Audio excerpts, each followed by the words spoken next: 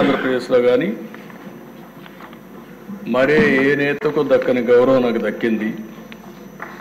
ఇన్ని సంవత్సరాలు సమైక్య ఆంధ్రప్రదేశ్లో 9 సంవత్సరాలు అందరికంటే ఎక్కువ ముఖ్యమంత్రిగా ఉండే అవకాశం వచ్చింది. 10 సంవత్సరాలు ప్రతిపక్ష నాయకుడిగా పనిచేసే అవకాశం వచ్చింది. అదే మరి ఇక్కడ ఒకసారి రెండోసారి ముఖ్యమంత్రిగా ఒకసారి ప్రతిపక్షంలో పనిచేసే అవకాశం ప్రజలు ఇచ్చారు. అదే ఇంకొక విధంగా దిశ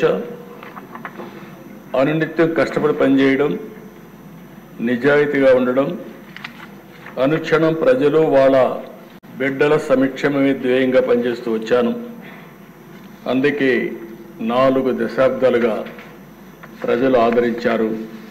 వాళ్లకు నా జీవితాంతం కూడా రుణపడి ఉంటానని చెప్పి మరొక్కసారి ప్రజలందరికీ విజ్ఞప్తి చేస్తున్నాను. మొట్టమొదటిసారి అధ్యక్ష 1978లో నేను ఎమ్మెల్యే అయ్యాను. అప్పటి నుంచి ప్రజల కోసం పనిచేయడం, అనునిత్యం అధ్యయనం చేయడం, నిత్య విద్యార్థిగా నేర్చుకోవడం, నేర్చుకున్న విషయాల్ని ప్రజలకు న్యాయం జరిగే విధంగా ఏమేం చేయాలో చేసుకుంటూ ముందుకు వచ్చాం. 46 సంవత్సరాల కంటే ముందు ఎన్నో పదవుల్లో చేపట్టిన 46 ఏళ్లుగా నా రాజకీయ జీవితంలో ఎన్నో పదవులు చూశాను, ఎన్నో కష్టాలు చూశాను, అవమానాలు పడ్డాను. కడాన నా మీద క్లేమోర్ మైన్స్ 24 బ్లాస్ట్ చేస్తే సాక్షాత్ వెంకటేశ్వర స్వామి నన్ను కాపాడాడు, ప్రాణభిక్ష పెట్టాడు, పునర్జన్మ కల్పించారు.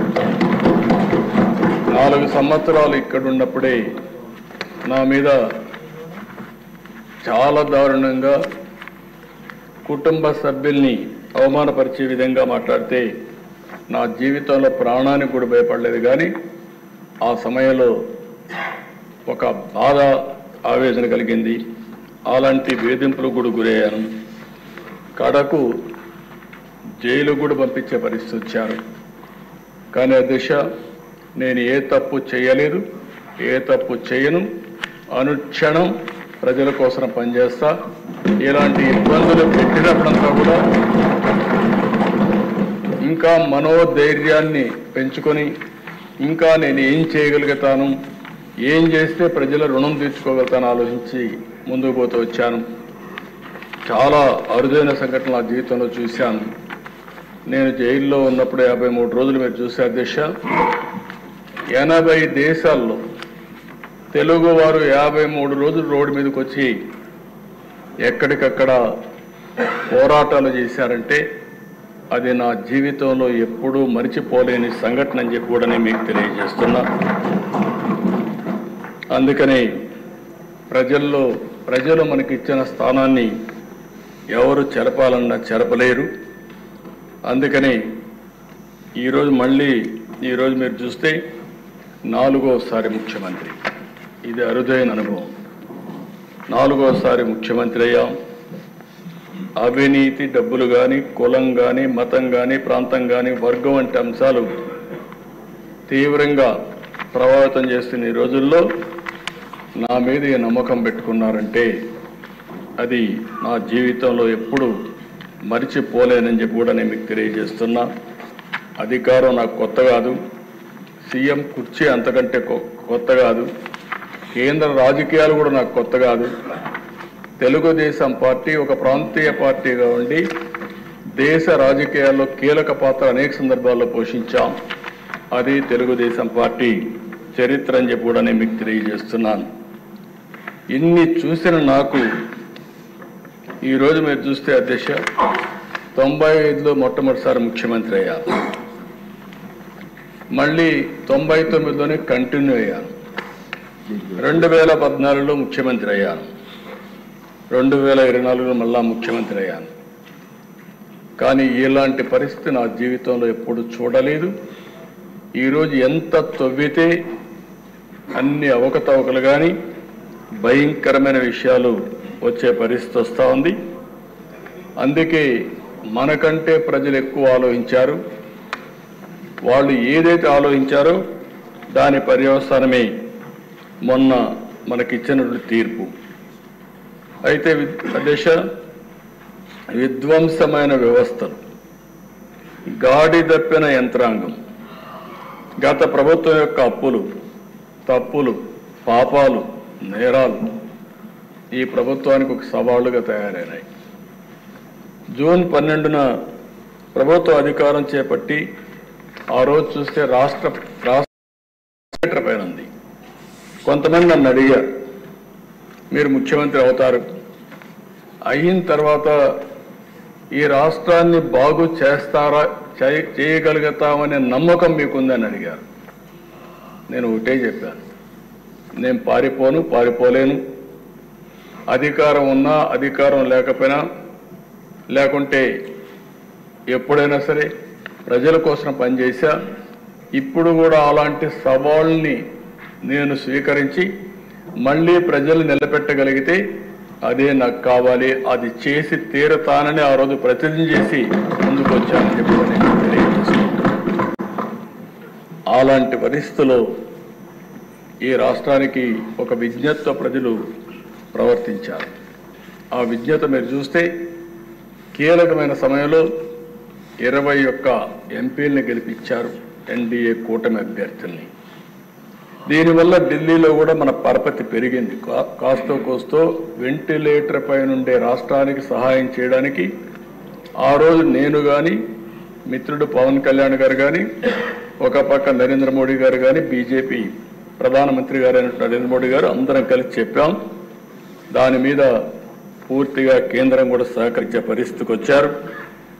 ఒక్కొక్క ఇటుక పేరుస్తూ ముందుకు పోతున్నాం. రాత్రి ఏది సాధ్యం కాదు. ఈ విషయాన్ని ఇక్కడుండే శాసనసభ్యులు కూడా అర్థం చేసుకుని మనం అందరం కూడా ప్రజలకు చెప్తూ మన ఆలోచన విధానం ప్రజలకు అంకితమైన భావంతో పనిచేస్తాం. అదే సమయంలో రాజీ లేకుండా ముందుకు పోతామని చెప్పి కూడా నేను మీకు తెలియజేస్తున్నా. ఇప్పుడిప్పుడే దగ్గర 162 రోజులు అయ్యింది. రోజులు లెక్క పెట్టుకుంటున్నాం. ఎందుకంటే అనునిత్యం బాధ్యత ఉంది మన మీద. ఇది మీరు చూసినప్పుడు చాలా డిపార్ట్మెంట్లు, గాడి తప్పిన డిపార్ట్మెంట్లన్నీ ఘాట్లో పెట్టే పరిస్థితికి వచ్చాం. దగ్గర లెక్కలు కూడా చెప్పాను. ఇంకా బయట ఇష్టానుసారంగా ప్రచారం చేసే పరిస్థితికి వచ్చారు. సాక్ష్యాధారాలతో సహా 10 లక్షల కోట్ల రూపాయలు అప్పులు కానీ, గాడి తప్పిన వ్యవస్థలు, అస్తవ్యస్తంగా ఉన్న ప్రభుత్వ శాఖలు, పెండింగ్ బిల్లు, అనేక సవాళ్లు విసిరిన మనకుండే అనుభవంతో వీలైనంతవరకు సరి చేసుకుంటూ వచ్చాం. నేను ఒకే విషయం ఈ సభ ద్వారా ప్రజలందరికీ హామీ ఇస్తున్నా, మీ నమ్మకాన్ని వమ్ము కానీయం. 5 నెలల్లో అనేక అడుగులు వేశాం. ప్రజలు ఒక నమ్మకాన్ని క్రియేట్ చేశాం. సంతృప్తి, సంతోషం, భద్రత కల్పించే విధానాల కోసం నాంది పలికాం. మళ్ళీ హామీ ఇస్తున్నా, ఎన్డీఏ విధానం సంక్షేమం, అభివృద్ధి, సుపరిపాలన ఈ 3 ద్వారా ఆంధ్రప్రదేశ్ రాష్ట్ర ప్రజలకు భరోసా ఇచ్చే విధంగా ఈ పరిపాలన కొనసాగిస్తామని చెప్పి కూడా నేను మీకు తెలియజేస్తున్నాను. మా ఆలోచన ఒకటే, పేదవాళ్ళ ఆదాయం పెరగాలి, ఖర్చులు తగ్గాలి, వాళ్ళ జీవన ప్రమాణాలు మెరుగుపరచాలనేదే ధ్యేయంగా పనిచేస్తున్నామని చెప్పి కూడా నేను మీకు తెలియజేస్తున్నాను. అందుకనే ఎన్నికల్లో కొన్ని హామీలు ఇచ్చాం. ఆ హామీలు కూడా అనునిత్యం సమీక్షలు చేసుకుంటున్నాం. అటు సూపర్ 6 కానీ, ఎన్నికల మేనిఫెస్టో కానీ ఇవన్నీ గుర్తుపెట్టుకొని ముందుకు పోతున్నాం. ఈ సందర్భంగా అధ్యక్ష, ఒక్క విషయం నేను ఈ సభ ద్వారా ప్రజలందరికీ తెలియజేయాలనుకుంటున్నాను.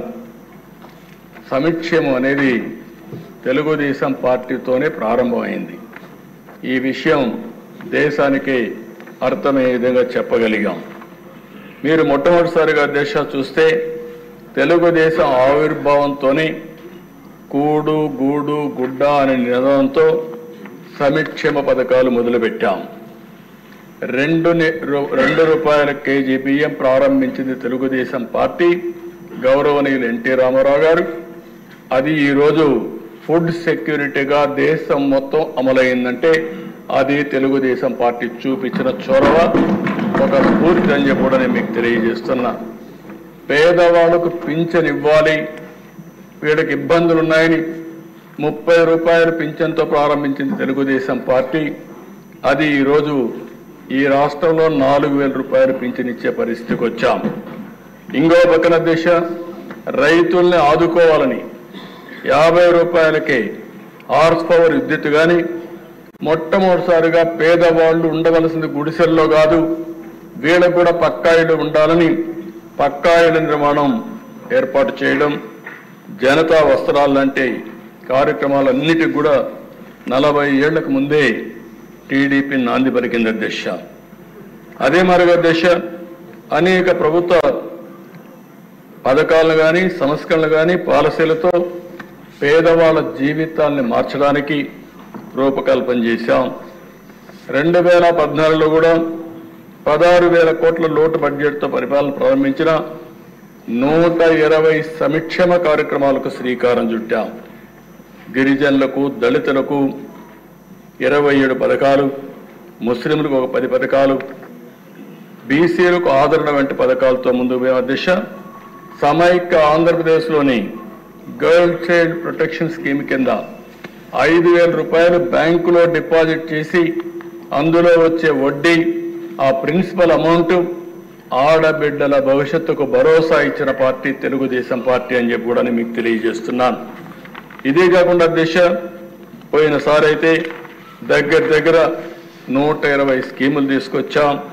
ఎన్టీఆర్ బేబీ కిట్ కానీ, తల్లి బిడ్డ ఎక్స్ప్రెస్ కానీ అనేక సంక్షేమాలు, బీమా 5 లక్షల రూపాయలు బీమా ఇవ్వడం, మట్టి ఖర్చులకు 10,000 రూపాయలు ఇవ్వడం, కడాను ఎవరైనా చనిపోతే గౌరవప్రదంగా వీడ్కోలు ఇవ్వాలని మహాప్రస్థానం పెట్టి డెడ్ బాడీని కూడా శ్మశాన వర్గ తీసుకుపోయి గౌరవంగా అంత్యక్రియలు చేపించేదానికి శ్రీకారం చుట్టాం అధ్యక్ష. ఇప్పుడు అధ్యక్ష ఇక్కడికి వచ్చినప్పుడు మనం ఆలోచిస్తే ఈ ప్రభుత్వం వస్తానే మొదటి డెసిషన్ ఏదైతే పింఛన్లు 4,000కు పెంచాం, ఎన్టీ రామారావు గారు 30,000 రూపాయలతో ప్రారంభించిన పేదల పింఛను 4,000 రూపాయలు పెంచడం దేశంలోని మొట్టమొదటిసారి ఒకరిద్దరు దిశ 64 లక్షల మందికి ఇస్తున్నాం. 64 లక్షల మందికి పేదల భరోసా కింద మొదటి తారీఖును అందజేసి వాళ్ళని ఆదుకుంటున్నాం. ఇంకో పక్క ఎవరైతే దివ్యాంగులు ఉన్నారో వారికైతే 6,000 రూపాయలు, దేశంలో ఎక్కడా ఈ విధంగా 6,000 రూపాయలు ఇస్తున్నాం. ఇంకో పక్కన అనారోగ్యంతో బాధపడే వాళ్ళకి 10,000, 15,000 ఇచ్చి వారందరినీ ఆదుకునే పరిస్థితి తీసుకొచ్చాం. ఈరోజు అధ్యక్ష ఇక్కడ ఉండే వాళ్ళందరికీ కూడా ఒక ఐడియా ఉండాలి. ఈరోజు మీరు చూస్తే ఈరోజు మనం ఇచ్చేది 4,000 రూపాయలు, 6,000 రూపాయలు, 10,000 రూపాయలు, 15,000 రూపాయలు ఇస్తున్నాం. మన తర్వాత ఇచ్చేవాళ్ళు దేశంలో చాలా సంపన్న రాష్ట్రాలు ఉన్నాయి, ఆదాయం ఎక్కువ వచ్చే రాష్ట్రాలు ఉన్నాయి. ఈరోజు మహారాష్ట్ర ఉంది, లేకపోతే తమిళనాడు ఉంది, కర్ణాటక ఉంది. విభజన తర్వాత మనకంటే తెలంగాణ కూడా ఆదాయం ఎక్కువ వస్తుంది. మీరు చూస్తే అధ్యక్ష మనం 4,000 ఇస్తే హర్యానా 2,500, ఆ తర్వాత మూడోది మనం చూస్తే తెలంగాణ 2,016, కర్ణాటక 64,600, 65 సంవత్సరాలు పైబడితే 1,200. ఇంకో పక్కన దేశ తమిళనాడులో 1,200. మనం ఇచ్చేది 4,000, 6,000, 10,000, 15,000 ఇస్తే వాళ్ళు ఇచ్చేది 1,200. ఉత్తరప్రదేశ్ 1,000 రూపాయలు, మహారాష్ట్ర 600, గుజరాత్ అక్కడ చూస్తే 60 నుంచి 79 రూపాయలు, 60 నుంచి 79 వయసు వరకు 750, 80 సంవత్సరాలు పైబడితే 1,000 రూపాయలు ఇస్తున్నారు.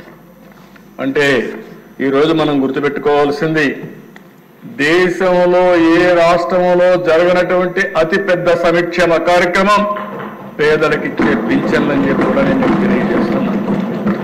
33,000 కోట్ల రూపాయలు ఇస్తున్నాం. మొదటి తారీఖుని ఇస్తున్నాం. అవసరాన్ని బట్టి, వాళ్ళ ఆర్థిక పరిస్థితులను బట్టి, వాళ్ళకుండే సమస్యలను బట్టి మానవతా దృక్పథంతో ఈ యొక్క పెన్షన్లు ఇస్తున్నామని చెప్పి కూడా నేను మీకు తెలియజేసుకుంటున్నాను. రెండవ కార్యక్రమం అధ్యక్ష, పేదల కోసం ఇప్పటికే 198 చోట్ల అన్నా క్యాంటీన్లు ప్రారంభించాం. ఇంకా నేను ముందే చెప్పాను, పాతవన్నీ ప్రారంభిస్తాం. ఏ నియోజకవర్గంలో అయితే అన్నా క్యాంటీన్ లేదు అక్కడ కొత్తగా ఒక్కొక్క నియోజకవర్గానికి కనీసం ఒక అన్నా క్యాంటీన్ పెట్టే బాధ్యత ఈ ప్రభుత్వం తీసుకుంటామని చెప్పి కూడా నేను మీకు తెలియజేస్తున్నా. పేదవాళ్ళకి, ఆకలేసేవాడికి కనీసం కడుపు నిండా